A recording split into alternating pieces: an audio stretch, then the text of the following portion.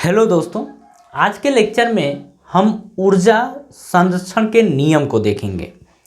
हम ये देखेंगे कि ऊर्जा संरक्षण का नियम आखिर है क्या। ठीक है, तो हमारी हेडिंग यहाँ पर है ऊर्जा संरक्षण का नियम। देखिए, ऊर्जा संरक्षण का नियम।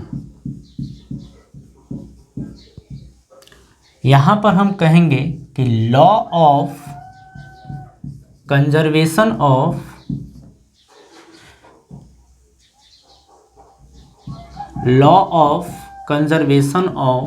Energy, law of conservation of energy यानी कि ऊर्जा संरक्षण का नियम।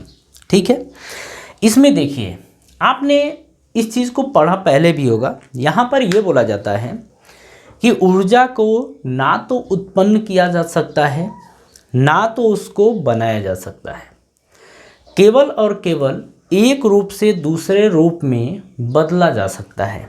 ये होता है ऊर्जा संरक्षण का नियम।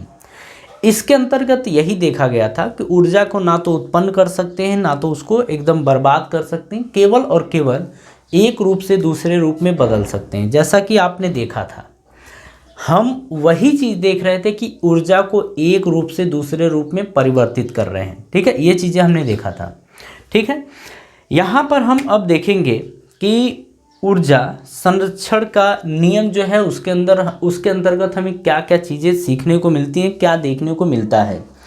देखिए, ऊर्जा संरक्षण के नियम के अनुसार हम ये देखते हैं कि जो यांत्रिक ऊर्जा होती है, यांत्रिक ऊर्जा यानी कि मैकेनिकल एनर्जी, यांत्रिक ऊर्जा जिसको हम बोलते हैं मैकेनिकल एनर्जी, ये होता है गतिज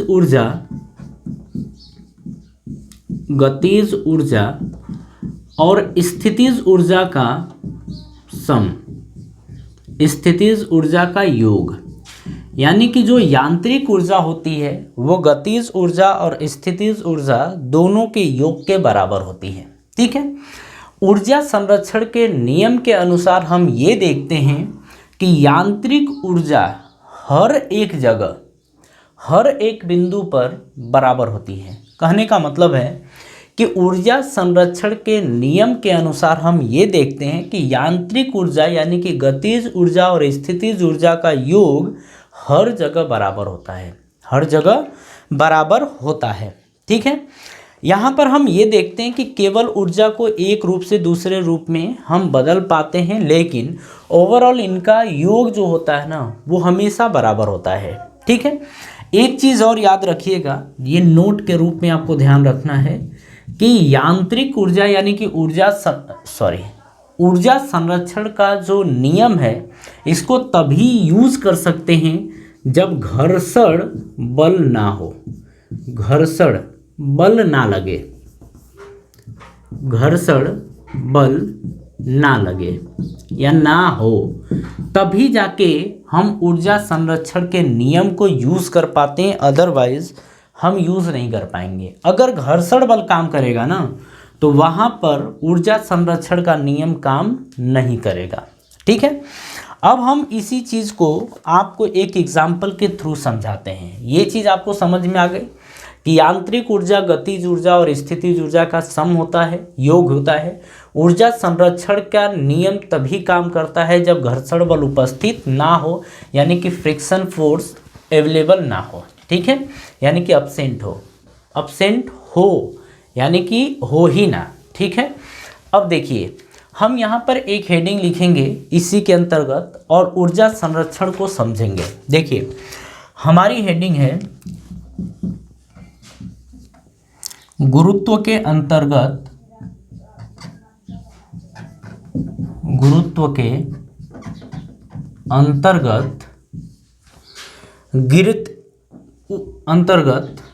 मुक्त रूप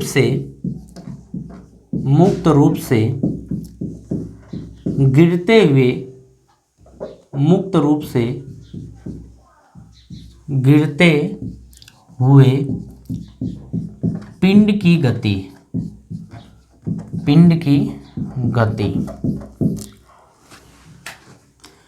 सॉरी गिरते हुए पिंड की ऊर्जा, नॉट गति, गिरते हुए पिंड की ऊर्जा, ठीक है, energy of a body falling under gravity ना। इसको ज़रा समझिएगा, अच्छे से समझिएगा, सारी बातें आपको समझ में आ जाएंगी। देखिए ऊर्जा संरक्षण के नियम को अपन समझ रहे हैं। कुछ ऐसा ले लेते हैं, मान लीजिए ये ग्राउंड है, ठीक है, यहाँ पर ग्राउंड है, ठीक है, और देख लें कि आपको दिख भी रहा है ग्राउंड की नहीं दिख रहा है, मैं भी दिख ही रहा होगा, दिख रहा है, ठीक है। अब यहाँ पर एक चीज़ और देखिए, लास्ट में यहाँ पर एक पॉइंट है, ठीक है, ये पॉइंट है, फिर बीच में कहीं पर एक पॉइंट ले लेते हैं, सपोज कर लीजिए ये पॉइंट हम ले लिए, ठीक है। अगर यहाँ पर बात करें तो ये जो वस्तु है ना, इसका द्रव्यमान m है। ये वाला बिंदु A ले लीजिए, हम इस बिंदु को क्या लिए हैं, A लिए, ठीक है। इसको आप B ले लीजिए और इस बिंदु को आप C ले लीजिए, ठीक है। यहाँ पर समझिएगा A, B और C हमने ले लिया है। अब एक चीज़ और ले लें कि यहाँ से A से B की दूरी जो x है, A से B की दूरी कितनी है, x है, लेकिन A से C की ओवरऑल दूरी जो है ना, वो यहाँ पर हम ले लेते हैं कि h है, ये ऊंचाई h है, ठीक है। अगर A से B की दूरी x हो गई तो ये कितना बचेगा, इसमें से x को घटा देंगे तो BC आ जाएगा, यानी कि h माइनस x, ये दूरी आ गई B से C की। अब हम बारी बारी से देखेंगे इनके ऊपर ऊर्जा। अगर यहाँ पर मान लीजिए आपने गेंद पकड़े हुए था आपने, और यहाँ पर आप पकड़े हुए और छोड़ रहे हैं, तो यहाँ पर रुका हुआ होगा ना, तो u की वैल्यू 0 होगी, यही होगा। अब यहाँ पर एक चीज़ और ले लेते हैं कि इस बिंदु पर B पर जब इसको छोड़ेंगे, जब इस पत्थर को छोड़ेंगे या बॉल को छोड़ेंगे, तो यहाँ पर मान लीजिए यहाँ तक पहुँचना है, ठीक है, लेकिन बीच में कहीं पर इसके पास एक वेग होगा ना, तो हम उस वेग को मान लेते हैं v1, और जब ग्राउंड पे टकराता है तो वेग को मान लेते हैं v2, ठीक है। अब देखिए हम केवल A पर बात कर रहे हैं, A पर, तो A पर अगर बात करें तो लिखें एट पॉइंट A, मतलब A बिंदु पर। अब यहाँ पर देखिए, अगर इस वाले बिंदु पर यांत्रिक ऊर्जा की बात करें तो यांत्रिक ऊर्जा होता था गतिज ऊर्जा और स्थितिज ऊर्जा का योग।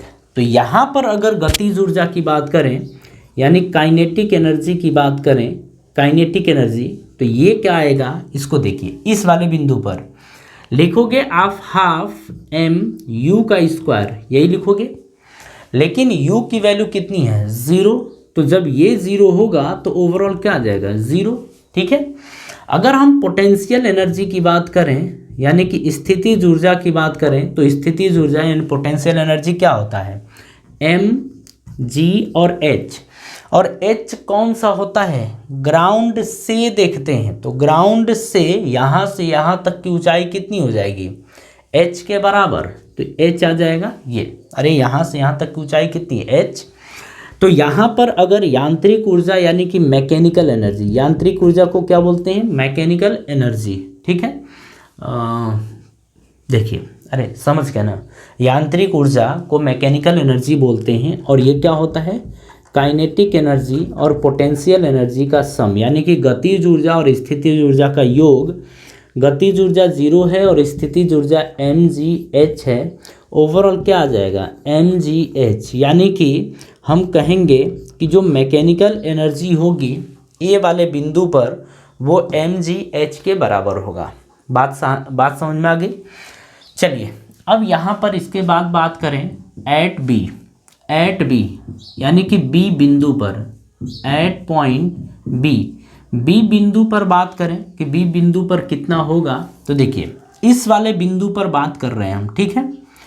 अब यहाँ से देखिएगा ऊपर से कितना नीचे आ रहा है, x, तो ऊपर से कितना नीचे आ रहा है, x आ रहा है, ठीक है। यहाँ पर आप समझिए इस चीज़ को, हम बात करेंगे कि काइनेटिक एनर्जी कितनी होगी, यानी गतिज ऊर्जा कितना होगा, तो हाफ m, इसका द्रव्यमान कितना, हर जगह तो m ही होगा ना, m, v की वैल्यू कितनी है, v1, तो हाफ m v1 का स्क्वायर ये आ जाएगा, ठीक है। बात समझ में आ गई। ये हो जाएगा। अब देखिए, अगर हम स्थितिज ऊर्जा यानी पोटेंशियल एनर्जी की बात करें तो यहाँ से यहाँ तक की दूरी देखेंगे, यहाँ से यहाँ तक की, ना कि यहाँ से यहाँ तक की। हम देखते हैं ग्राउंड से कितना ऊपर है, तो ग्राउंड से कितना ऊपर है, h माइनस एक्स, तो h माइनस एक्स आपका है यहाँ पर। अब यहाँ पर एक मिनट, क्या आएगा, h माइनस एक्स ही तो होगा ना।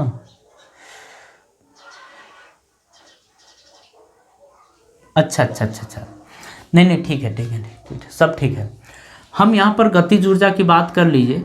अब पोटेंशियल एनर्जी यानी स्थितिज ऊर्जा की बात करें तो पोटेंशियल एनर्जी कितना होगा, देखिए m g और h की वैल्यू कितनी है, तो आप देखिए यहाँ से यहाँ तक की दूरी कितनी है, h माइनस एक्स, तो h माइनस एक्स ये हो गया। एक चीज़ आपको ध्यान यहाँ पर रखना है कि v1 की वैल्यू अपने को पता नहीं है, तो v1 की वैल्यू कैलकुलेट करना पड़ेगा। तो यहाँ से देखिए कैसे करेंगे, पहले इसको कैलकुलेट करेंगे, इसकी वैल्यू निकालेंगे। ये हमने माना है कि v1 है, लेकिन है कितना वो निकल के आ जाएगा। तो यहाँ पर देखिए अगर हम बात करें तो u की वैल्यू कितनी दे रखी है, 0, ठीक है, और u की वैल्यू 0 है, v की वैल्यू कितने के बराबर है, v1 के बराबर है। यहाँ से यहाँ तक की ऊंचाई कितनी है, x के बराबर, तो h बराबर x ये दे रखा है, ठीक है। और यहाँ पर ये आ गया, हाँ a की वैल्यू कितनी है, a की वैल्यू g के बराबर है। देखिए नीचे की तरफ आ रहा है, सब कुछ नीचे की तरफ है, तो आप यहाँ पर इसको निकालने के लिए ना गति का तीसरा समीकरण यूज़ कर दीजिए। तो गति का तीसरा समीकरण क्या आएगा, v का square is equals to u square plus 2gh, यही होता है। v की वैल्यू कितनी के बराबर है, v1 के बराबर, तो v1 का square is equals to u की वैल्यू 0 दे रखी है प्लस 2g, h की वैल्यू कितनी है, x है, h की वैल्यू कितनी है, x है, तो v1 का स्क्वायर बराबर आएगा 2gx के बराबर, ठीक है। इसको उठा के आप यहाँ पर पुट कर दीजिए, तो यहाँ पर काइनेटिक एनर्जी जो आएगा हाफ m v1 का स्क्वायर, यानी कि v1 का स्क्वायर किसके बराबर है, इंटू 2gx के बराबर, ये आ गया, 2 से 2 कैंसिल हो गया, तो काइनेटिक एनर्जी जो आ गया वो mgx के बराबर आ गया। किसके बराबर आ गया, mgx के बराबर, इतना हो गया। अब देखिए यहाँ पर एक चीज़ निकल के आया कि ये है mgx के बराबर, इतनी बात समझ में आ गई। अब इसको हम हटा दे रहे हैं, इसकी अब ज़रूरत ख़त्म हो गई है, ऊपर जो चाहिए था वो हमको मिल गया है। अब हमको ये पता है कि यांत्रिक ऊर्जा जो होती है इन दोनों का योग होता है, यानी कि काइनेटिक एनर्जी और पोटेंशियल एनर्जी का सम होता है, योग होता है। तो यहाँ पर बोलेंगे कि मैकेनिकल एनर्जी यानी आंतरिक ऊर्जा बराबर काइनेटिक एनर्जी यानी कि गतिज ऊर्जा प्लस पोटेंशियल एनर्जी यानी स्थितिज ऊर्जा is equals to kinetic energy है mgx के बराबर प्लस पोटेंशियल एनर्जी है mgh माइनस x के बराबर। तो ये आ जाएगा mgx प्लस mgh माइनस, क्योंकि प्लस माइनस माइनस, तो ये आ जाएगा mgx, ये दोनों आपस में कैंसिल हो गए, तो ये mgh के बराबर आ गया। ये आपका हो गया मैकेनिकल एनर्जी यानी कि यांत्रिक ऊर्जा। ओवरऑल अगर बात करें तो B पॉइंट पर कुल ऊर्जा किसके बराबर है, mgh के बराबर। A पॉइंट पर कितने के बराबर है, mgh के बराबर, इसके बराबर। तो आप देख रहे हैं कि यहाँ पर ओवरऑल मैकेनिकल एनर्जी यानी कि कुल ऊर्जा किसके बराबर है, mgh के बराबर। इस वाले पर कितना है, mgh के बराबर। अब हम C वाले बिंदु पर देख लेते हैं, C वाले पॉइंट पर देख लेते हैं कि कितना होगा, ठीक है। चलिए अगर C वाले बिंदु पर बात करें तो आप एक बार खुद देख के देखिए कि क्या क्या आपको चीज़ें दिख रही हैं।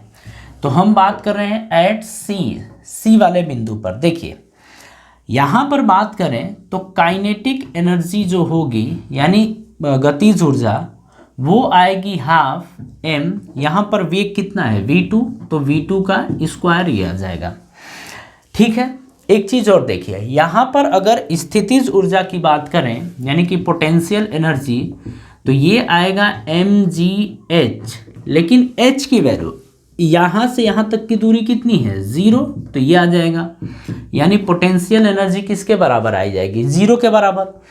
लेकिन अब देखेंगे हम यहाँ पर V2 की वैल्यू आएगी कितनी, तो इसके लिए U की वैल्यू कितनी दे रखी है 0, यहाँ पर 0 है, ठीक है।